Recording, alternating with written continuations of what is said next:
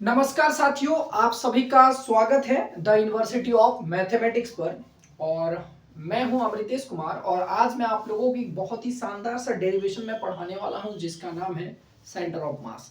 तो सबसे पहले सेंटर ऑफ मास समझने के लिए कुछ इंपॉर्टेंट पॉइंट समझ लेते हैं कि सेंटर ऑफ मास क्या होता है। तो ध्यान से देखो, हम कुछ बातें बता रहे हैं, ध्यान से सुनना। तो सबसे पहले अगर बात करें सेंटर ऑफ मास का फॉर्मूला के बारे में, तो सेंटर ऑफ मास का जो फॉर्मूला होता है बाबू ध्यान सुनो। तो सेंटर ऑफ मास का फॉर्मूला होता है ना, पोजीशन वेक्टर है, ये आर है, ठीक है। तो पोजीशन वेक्टर आर इक्वल होता है, सेंटर ऑफ मास का फॉर्मूला होता है m1 r1 plus m2 r2 divided by m1 plus m2, ठीक है ना। ये हम पोजीशन वेक्टर आर से, अगर हम एक्स एक्सिस से देखें तो एक्स एक्सिस के लिए जो सेंटर ऑफ मास का फॉर्मूला आता है, तो एक्स एक्सिस से बात करें, ये कहां से बात कर रहे थे, आर से बात कर रहे थे। ये एक्स एक्सिस से बात करेंगे तो एक्स एक्सिस से अगर हम सेंटर ऑफ मास का फॉर्मूला लिखे तो सेंटर ऑफ मास का फॉर्मूला होता है m1 x1 plus m2 x2 bye m1 plus m2। समझ में आ गया। इसी तरह हम y एक्सिस से भी ले सकते हैं, z एक्सिस से भी लिख सकते हैं और किसी भी एक्सिस से बात कर सकते हैं, ठीक है। तो जैसे हम अगर y एक्सिस से सेंटर ऑफ मास का फॉर्मूला लिखे तो y एक्सिस से देखे तो हो गया m1 y1 plus m2 y2 bye m1 plus m2, ठीक है ना। ये होता है y एक्सिस। उसी तरह अगर हम z एक्सिस से सेंटर ऑफ मास लिखे तो z एक्सिस से सेंटर ऑफ मास का फॉर्मूला होता है m1 z1 plus m2 z2 और डिवाइडेड बाय क्या होगा, m1 प्लस m2 होगा। ये जो है ये क्या है, सेंटर ऑफ मास का फॉर्मूला है टू पार्टिकल सिस्टम के लिए, ठीक है। तो पहले कुछ इंपॉर्टेंट पॉइंट्स अब समझ लेते हैं। सेंटर ऑफ मास का फॉर्मूला आप लोगों ने देख लिया। तो सेंटर ऑफ मास क्या होता है, तो सेंटर ऑफ मास एक ऐसा स्पेसिफिक पॉइंट होता है जिस स्पेसिफिक पॉइंट पर जो है टू पार्टिकल सिस्टम का सारा मास क्या करता है बोलो, कंसेंट्रेट करता है। और वह एक ऐसा पॉइंट होता है जहां पर बॉडी क्या होता है बोलो, बैलेंस्ड हो जाता है, ठीक है ना। तो हम ऐसे भी समझ सकते हैं कि centre of mass is defined is the specific point of the system at where the body will balanced and the total या entire mass of the system is concentrated, ठीक है। तो जहां पर क्या होगा, सारा का सारा मास क्या करेगा, कंसंट्रेट करेगा, उसी को हम सेंटर ऑफ मास बोलेंगे। दूसरा जो पॉइंट है हमारा कि अगर बॉडी या फिर अगर कोई सिस्टम अनयूनिफॉर्म समझ में आ रहा, अनयूनिफॉर्म क्या है, मास डिस्ट्रीब्यूशन हुआ है, अगर किसी सिस्टम पर जो मास का जो डिस्ट्रीब्यूशन है वो बहुत अलग अलग है, कहीं पर ज्यादा है कहीं पर क्या है कम है, तो सेंटर ऑफ मास जो होता है हमेशा लार्जर मास की तरफ शिफ्ट करता है। ये दूसरा पॉइंट है। तीसरा पॉइंट जो है, अगर किसी बॉडी का सेंटर ऑफ मास, ठीक है ना, ग्राउंड पर जितना नीचे रहेगा, ग्राउंड से जितना नीचे रहेगा वो बॉडी उतना स्टेबल होता है। जैसे सेंटर ऑफ मास ग्राउंड से ऊपर चला जाएगा, धीरे धीरे ऊपर जाएगा, तो बॉडी क्या होगा, अनस्टेबल हो जाएगा, ठीक है। और जो चौथा पॉइंट है, किसी भी बॉडी का जो सेंटर ऑफ मास होता है वो कोऑर्डिनेट सिस्टम का क्या होता है, इंडिपेंडेंट होता है। इंडिपेंडेंट मतलब अगर एक्स एक्सिस में है तो एक्स एक्सिस अपने आप में ये एक्स एक्सिस में होगा, मतलब ये किसी और एक्सिस पर डिपेंड नहीं करेगा, इंडिपेंडेंट होता है। तो वो कोऑर्डिनेट सिस्टम के इंडिपेंडेंट होता है, ये ध्यान रखने वाली बात है, इंडिपेंडेंट होता है, ठीक है, इंडिपेंडेंट ऑफ कोऑर्डिनेट सिस्टम। तो पहला पॉइंट क्या बोला है कि सेंटर ऑफ मास एक ऐसा पॉइंट है जहां पे बॉडी क्या होगा, बैलेंस हो जाएगा, सारा का सारा मास क्या करेगा, कंसंट्रेट करेगा, उसे सेंटर ऑफ मास बोलेंगे, ठीक है। दूसरा पॉइंट बोले कि अगर सिस्टम क्या है अनसाइमेट्रिक हो, यानी कि ऐसे बात कर सकते हैं अनयूनिफॉर्म, है ना, अनयूनिफॉर्म मास डिस्ट्रीब्यूशन हुआ है तो हमेशा सेंटर ऑफ मास जो है लार्जर मास की तरफ शिफ्ट करता है। तीसरा जो पॉइंट बताया है कि अगर सेंटर ऑफ मास ग्राउंड से जितना नीचे हो, यानी कि अर्थ मतलब ग्राउंड का जितना नीचे रहेगा बॉडी उतना क्या रहेगा, स्टेबल रहेगा, जितना अर्थ से ऊपर जाएगा वो बॉडी उतना ही क्या होगा, अनस्टेबल होता जाएगा। और चौथा जो पॉइंट बताएं वो क्या होगा, कोऑर्डिनेट सिस्टम के इंडिपेंडेंट होता है, ठीक है, इंडिपेंडेंट होता है, डिपेंड नहीं करता है। बात समझ में आ गई। और सेंटर मास का फॉर्मूला होता है, अगर हम आर से देखो तो आर के लिए होता है m1 r1 plus m2 r2 by क्या होगा m1 प्लस m2। ये हमारा सेंटर ऑफ मास का क्या है बोलो, फॉर्मूला है। अब हम लोग क्या करते हैं, इसका डेरिवेशन पर बात करते हैं कि सेंटर ऑफ मास का डेरिवेशन क्या होता है। ये समझने वाली बड़ा इंपॉर्टेंट फॉर्मूला, ये फॉर्मूला को हमको डिराइव करना है, एग्जाम में पूछता भी है, ठीक है ना, आपको 3 मार्क्स में आ जाएगा। तो डिराइव सेंटर ऑफ मास, ठीक है, या फिर derive the formula of centre of मास। तो सेंटर ऑफ मास का फॉर्मूला क्या होता है, ध्यान से समझो। तो मान लो ये हमारे पास एक कोऑर्डिनेट सिस्टम ले लेते हैं, ये मेरे पास मान लो ये कोऑर्डिनेट सिस्टम है, ये है x, ये है y और ये है z एक्सिस, समझ में आ गया। यहां से मान लो यहाँ पे r1 डिस्टेंस पर, दैट मींस इसको बोलते हैं पोजीशन वेक्टर। पोजीशन वेक्टर कहने का मतलब है the distance measured from origin, या फिर the position of the particle from the origin is called position vector. ठीक है, तो पोजीशन वेक्टर मान लो यहाँ पर एक मास है मेरे पास m1 है, और यहाँ इतनी दूरी पर एक दूसरा मास क्या है बोलो m2 है। समझ में आ गया? इन दोनों को मिलाने वाला पॉइंट मान लो ये लाइन है। समझ में आ गया? अब ध्यान सुनो, यहाँ पर एक और हम लाइन लेते हैं, इसको पोजीशन वेक्टर हम बोलते हैं r2, और ये पोजीशन वेक्टर क्या है r। ये मान लो एक ऐसा पॉइंट है जिस पॉइंट पर जो है इन दोनों बॉडी का सेंटर ऑफ मास एग्जिस्ट करता है। सेंटर ऑफ मास क्या होता है बता दिए, ये एक ऐसा पॉइंट है जिस पॉइंट पर बॉडी क्या होगा, बैलेंस्ड हो जाएगा, उसे हम सेंटर ऑफ मास बोलेंगे। और क्या है कि इस पूरे जो m1 और m2 का जो एंटायर मास है वो यहाँ पर क्या करता है, एग्जिस्ट करता है, मतलब एंटायर मास यहाँ पर कंसंट्रेट करेगा, that is called centre of mass, at that point is called central point. समझ में आ गया? अब ध्यान से सुनना, मान लो जब दो बॉडी एक दूसरे से r डिस्टेंस पर सेपरेट होता है या फिर कुछ भी डिस्टेंस पर होता है, तो इन दोनों के बीच में इंटरनल फोर्स लगता है। मान लो इसके कारण इस पर लगने वाला इंटरनल फोर्स मान लो F12 है, और इसके कारण इस पर लगने वाला इंटरनल फोर्स मान लो 2F2 है। दोनों फोर्स का डायरेक्शन अपोजिट है, दोनों का मैग्नीट्यूड सेम रहेगा, तो ये क्या करेगा, ये एक दूसरे को कैंसिल कर देगा, बाद में बता देंगे। ठीक है, मान लो इस पर लगने वाला एक्सटर्नल फोर्स यहाँ से F1 है, और इसके कारण इस पर लगने वाला एक्सटर्नल फोर्स मान लो यहाँ पर क्या है बोलो F2 है। इस बॉडी का वेलोसिटी कुछ होगा, इस बॉडी का वेलोसिटी v1 है, इसका मोमेंटम p1 है, इस बॉडी का भी वेलोसिटी मान लो v2 है, और इसका मोमेंटम क्या है बोलो p2 है। मोमेंटम पता हो, momentum is the product of mass and velocity. ठीक है, अब ध्यान देने वाला बात है, हम लोग पढ़े हैं न्यूटन सेकंड लॉ, तो हम लिख सकते हैं यहाँ from Newton second, from Newton second law. अब फ्रॉम न्यूटन सेकंड लॉ क्या कहता है, न्यूटन सेकंड लॉ कहता है कि the rate of change in momentum, the rate of change in momentum is directly proportional to external force, कि जो rate of change in momentum है वो एक्सटर्नल फोर्स के क्या होता है, बराबर होता है, ये फोर्स के बराबर होता है। तो हम लोग पढ़े होंगे। तो फिलहाल हम इस बॉडी के लिए अगर बात करें तो इस बॉडी का मोमेंटम m1 है, इस पर लगने वाला एक्सटर्नल फोर्स क्या F1 है, इंटरनल फोर्स क्या इतना है, तो इस पर लगने वाला टोटल फोर्स अगर देखें तो टोटल फोर्स है हमारा F1 प्लस 1F2, और ये किसके बराबर होगा, the rate of change in momentum के बराबर होगा, तो इसके बराबर होगा। ये हमारे पास इक्वेशन नंबर फर्स्ट आएगा। इस बॉडी पर लगने वाला टोटल फोर्स का अगर बात करें तो इस बॉडी पर लगने वाला टोटल फोर्स हमारे पास हो जाएगा F2 प्लस क्या हो जाएगा बच्चा, हो जाएगा F21, ये भी वेक्टर का साइन हम लगा सकते हैं, इक्वल टू क्या होगा P, और ये होगा, ठीक है ना, the rate of change in momentum के बराबर होगा। तो rate of change in momentum पता होता है dp2, इसी को बोलते हैं रेट ऑफ चेंज। मान लो कि dt टाइम में अगर किसी बॉडी का मोमेंटम dp से चेंज हो रहा है, तो यूनिट टाइम में कितना चेंज होगा, dp बाई dt से चेंज होगा, और यूनिट टाइम में किसी बॉडी के मोमेंटम जितना से चेंज होता है उसी को बोलते हैं the rate of change in momentum. तो इसी पॉइंट को हम लोग बोलेंगे rate of change in momentum. Rate of change in momentum मतलब होता है dp बाई dt। और न्यूटन थर्ड लॉ कहता है, सॉरी न्यूटन सेकंड लॉ कहता है कि the rate of change in momentum जो एक्सटर्नल फोर्स के क्या होगा, बराबर होगा। अगर किसी बॉडी पर लगने वाला एक्सटर्नल फोर्स F है तो किसके बराबर होगा, dp बाई dt के क्या होगा, आपस में बराबर होगा। आगे बात समझो। चलो, तो यहाँ पर ये हो गया इक्वेशन नंबर 2, और इन दोनों को आपस में जोड़ने पर क्या होगा, इस पर लगने वाला जो टोटल फोर्स होगा वो टोटल चेंज इन मोमेंटम के बराबर होगा। यानी कि हम इसको ऐसे भी समझ सकते हैं, इन दोनों को अगर ऐड कर दे तो क्या होगा, F1 प्लस F12 प्लस यहाँ क्या होगा F2 प्लस F21। समझ में आ गया? और ये बराबर होगा dp1 और बाई dt प्लस dp2 और बाई क्या होगा बोलो dt। अगर हम वेक्टर कहीं पे नहीं दे रहे हैं मतलब मैग्नीट्यूड का बात करें, अगर वेक्टर दे दिए तो मैग्नीट्यूड डायरेक्शन दोनों का बातें हो रहा है, बस इतना ध्यान रखना है।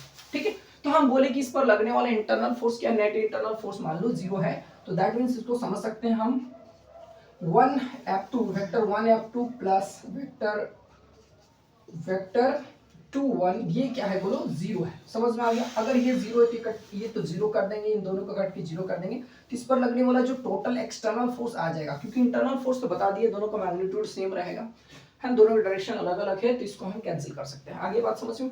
तो यहाँ पे जो मेरे पास जो टोटल एक्सटर्नल फोर्स जो आया, वो टोटल एक्सटर्नल फोर्स क्या आया, ये आया, ध्यान से देखना। तो वेक्टर F1 प्लस क्या बचा, वेक्टर F2, क्योंकि ये दोनों आपस में कैंसिल हो चुका है, तो यहाँ पे जो आया, ध्यान से सुनना, तो ये जो टोटल एक्सटर्नल फोर्स जो है, टोटल एक्सटर्नल फोर्स किसके बराबर होगा, dp1 बाई dt और प्लस dp2 और बाई किसके बराबर होगा, dt के बराबर हो जाएगा। ये है क्या, तो ये है टोटल एक्सटर्नल फोर्स। तो टोटल एक्सटर्नल फोर्स को हम ऐसे लिख दे रहे हैं, एक्सटर्नल फोर्स जो है मेरे पास किसके बराबर है, डी समझ में आ गया ना, डिफरेंशिएशन इसको बोलते हैं। तो D P one by D T और प्लस क्या होगा डी पी टू और बाई क्या होगा बोलो डी टी के बराबर होगा। ठीक है, अगर हम इसको और थोड़ा तोड़े तो सबको पता है कि मोमेंटम जो होता है, momentum is the product of mass and velocity. अगर हम P1 का बात कर रहे हो तो यहाँ लिखेंगे m1 इंटू V1 हो जाएगा, और अगर P2 का बात कर रहे हैं तो क्या होगा m2 और इंटू V2 हो जाएगा। आगे बात समझ में, तो इसको भी यहाँ लिख लेते हैं। तो मेरे पास जो एक्सटर्नल फोर्स आया, एक्सटर्नल फोर्स क्या है, एक्सटर्नल फोर्स है D, समझ में आ गया। P1 के जगह हम लिख देते हैं, क्या लिखेंगे m1 into V1 by dt, समझ में आ गया। चाहे तो ये वेक्टर का साइन दे सकते हैं वेलोसिटी में, प्लस क्या होगा d, यहाँ पे क्या होगा m2 इंटू V2 और बाई क्या होगा बोलो dt। अब यहाँ से d बाई dt को कॉमन ले सकते हैं हम लोग, तो कॉमन ले लेते हैं यहाँ पे। तो इस पर लगने वाला मतलब इस सिस्टम पर लगने वाला जो टोटल एक्सटर्नल फोर्स है वो एक्सटर्नल फोर्स इस तरह लिखेंगे, फिर क्या लिखेंगे d बाई dt आ जाएगा बाहर, अंदर में क्या बचेगा मेरे पास m1 v1 और प्लस क्या होगा m2 v2 वेक्टर v2 और ये होगा, समझ में आ गया। अब देखो ये एक्चुअली v1 था क्या, तो v1 इज द वेलोसिटी। अच्छा वेलोसिटी होता क्या है, तो वेलोसिटी को अगर हम थोड़ा सा तोड़ के समझें, ध्यान से सुनना, हम इधर लिख रहे हैं ठीक है ना, अभी खत्म नहीं किए हुए। तो यहाँ देखो इधर हम लिख रहे हैं, ठीक है ठीक है। तो वेलोसिटी को हम लोग कैसे तोड़ के लिख सकते हैं, तो ध्यान से सुनना। तो वेलोसिटी होता क्या है, हम यहाँ पे समझा दे रहे हैं, इधर हम लिखते हैं फिर उधर लिखेंगे, ठीक है ना, ध्यान देना। तो वेलोसिटी को हम ऐसे लिख सकते हैं, वेलोसिटी इक्वल टू होता है ds by dt। ds actually क्या था, तो डिस्प्लेसमेंट था।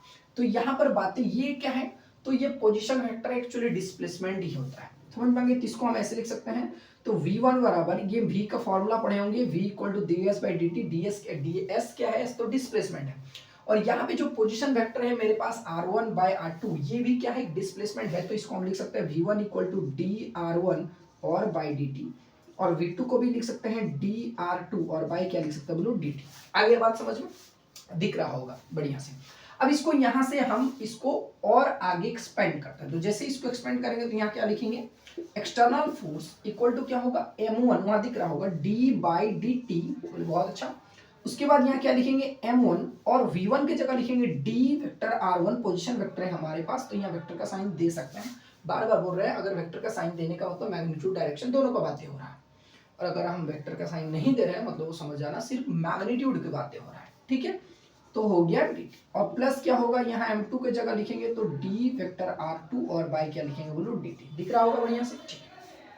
अच्छा ये डिफरेंशिएशन का टर्म है, तो यहाँ पर क्या करते हैं, d बाई dt को यहाँ से भी कॉमन ले लेंगे। जैसे ही यहाँ से कॉमन लेंगे बच्चा एकदम तोड़ तोड़ के बताएंगे, चिंता नहीं करना। देखो तो इसको हम ऐसे लिख सकते हैं d बाई dt, बोले हाँ। इसको यहाँ क्या लिख सकते हैं, d बाई dt, बोले बिल्कुल लिख सकते हैं। और फिर मल्टीप्लाई में मेरे पास जो बचा m1 r1, दिख रहा है क्या, और थोड़ा बड़ा लिख देते हैं।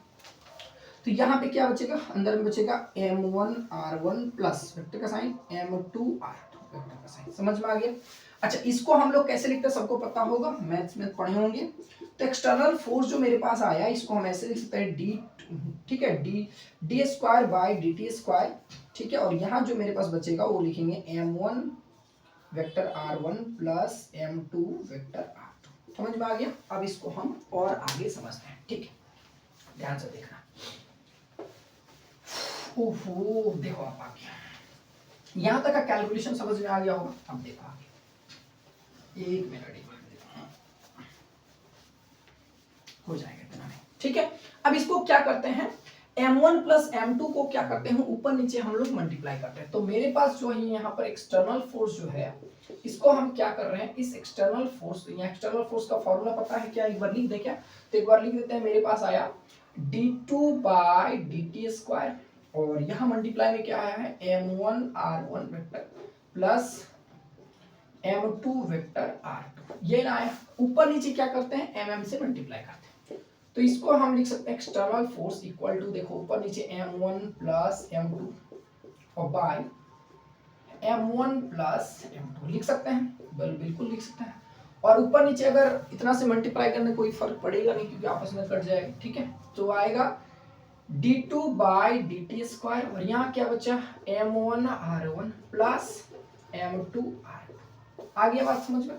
अब हम चाहें तो पता होगा कि डिफरेंशिएशन में हम इस टर्म को इसके मल्टीप्लाई में भी लिख सकते हैं, बिल्कुल लिख सकते हैं। देख लेते हैं लिख के, देखो चलो तो यहाँ पे क्या कर रहे हैं, हम लिख रहे हैं m1 प्लस m2, समझ में आ गया। और यह क्या है बोलो, डी और by d2 square by dt square, और यहाँ क्या लिख रहे हैं ध्यान देखना, m1 r1 प्लस क्या होगा m2 r2 और डिवाइडेड बाय क्या आ जाएगा m1 प्लस m2। बोले सर इसको ऐसे क्यों लिख सकते हैं, बोले बिल्कुल लिख सकते हैं। बोले देखो कैसे, कि एक्चुअली है क्या, m1 और m2 क्या है, तो m1 m2 is the total mass. m1 m2 क्या है, तो m1 m2 is the total mass of given two particle system. ये जो हमारे पास दो पार्टिकल सिस्टम दिया है, अगर इन दोनों को आपस में जोड़ दिए तो ये क्या बना, ये बना total system, total mass of the system. तो total mass of the system जो है m1 और m2 है। m1 m2 यानी कि मास है मास, दैट मींस ये कांस्टेंट होगा, और कांस्टेंट को जब डिफरेंशिएशन से बाहर करते हैं तो हम इसको यहाँ लिख सकते थे, समझ में आ गया। इसी टर्म को हम ऐसे भी लिख सकते थे, आगे बात समझ, तो उसी को हम अंदर घुसा के भी लिख सकते हैं, बहुत अच्छा समझ में आ गया होगा। तो ये मेरे पास आया इक्वेशन नंबर फर्स्ट, तो इसको हम क्या करेंगे, इक्वेशन नंबर फर्स्ट मान लेंगे। अगर हम क्या मान रहे हैं, लेट, ध्यान समझना कि लेट है क्या, तो R be the position vector, R be the position vector, या फिर एट ए पॉइंट, ये एक ऐसा पॉइंट है, सच ए पॉइंट लिख लें, ठीक है ना, such a point at where entire mass, ठीक है, या फिर total mass of the system, total mass of the system, अब total mass क्या हो, सिस्टम कहते हैं m1 प्लस m2, है ना, total mass of the system is concentrated। तो यहां पर टोटल मास क्या कर रहा है बोलो, कंसंट्रेट कर रहा है ना, हुज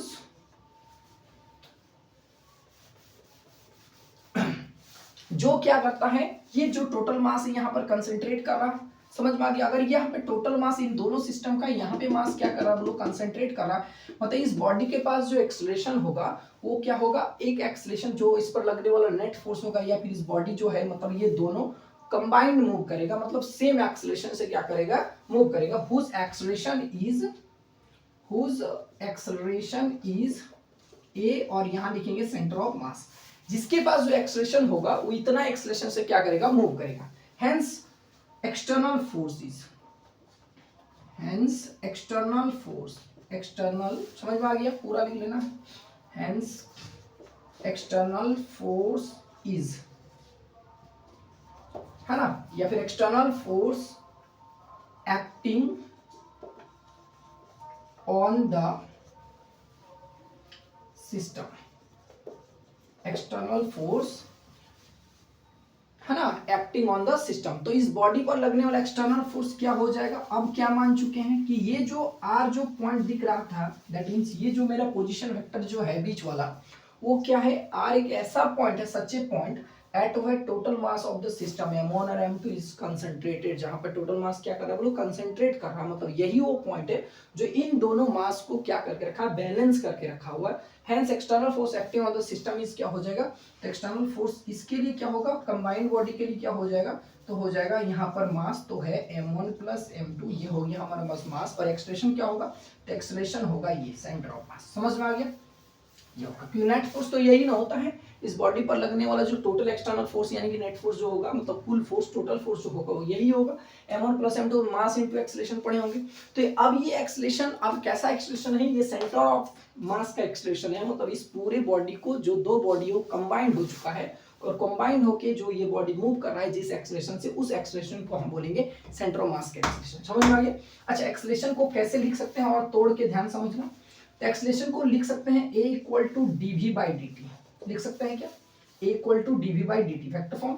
फिर हम इसको वेलोसिटी को कैसे लिख सकते हैं, वेलोसिटी को लिख सकते हैं, अभी जस्ट समझाएं, तो d और v की जगह क्या लिख सकते हैं, dr/dt लिख सकते हैं, बोले बिल्कुल, r क्या है, पोजीशन वेक्टर है, तो इसको हम ऐसे भी लिख सकते हैं, जो हमारे पास जो सेंटर ऑफ मास का जो एक्सेलरेशन है वो क्या होगा, इसको हम ऐसे लिख सकते हैं d2/dt स्क्वायर, और इनटू क्या हो जाएगा बोलो r, मतलब इस टर्म को हम यहाँ लिख सकते हैं, तो यहाँ लिखेंगे एक्सटर्नल, और यहाँ लिखेंगे m1 प्लस m2, अब इसकी जगह लिखेंगे d2/dt स्क्वायर, और इस जगह पे मेरे पास आएगा पोजीशन वेक्टर r।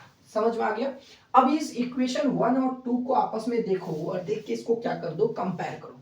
तो जब हम कंपेयर करते हैं इस इक्वेशन को, एक्सटर्नल की जगह एक्सटर्नल, m1 m2 की जगह m1 m2, d2/dt² तो d2/dt², r का प्लेस ये ले रहा है। आ रहा बात समझ में। और r क्या था, r एक ऐसा पॉइंट था या फिर r एक ऐसा पोजीशन वेक्टर है जहां पर इस बॉडी का जो दोनों बॉडी है m1 m2 जो दोनों पार्टिकल है, बॉडी जो भी बोल सकते हैं, तो दोनों बॉडी का यहाँ पर मास क्या कर रहा था, बोलो कंसेंट्रेट कर रहा था। मतलब r is nothing just a centre of मास। समझ में आ गया। तो हेंस कंपेयर लिख सकते हैं, कंपेयर इक्वेशन 1 एंड 2 या फिर कंपेयरिंग इक्वेशन 1 एंड 2 जो लिखना है तो ध्यान से सुना। अगला स्टेप में यहां लिखते हैं तो लिखेंगे कंपेयरिंग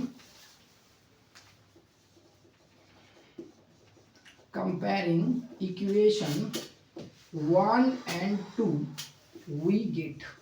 तो हम लोग क्या पाते हैं बाबू, हम लोग पाते हैं कि जो position vector of centre of मास है वो कितना है, सेंटर ऑफ मास का जो पोजीशन वेक्टर आ रहा है वो आ रहा है हमारे पास m1 r1 plus m2 r2 divided by m1 plus.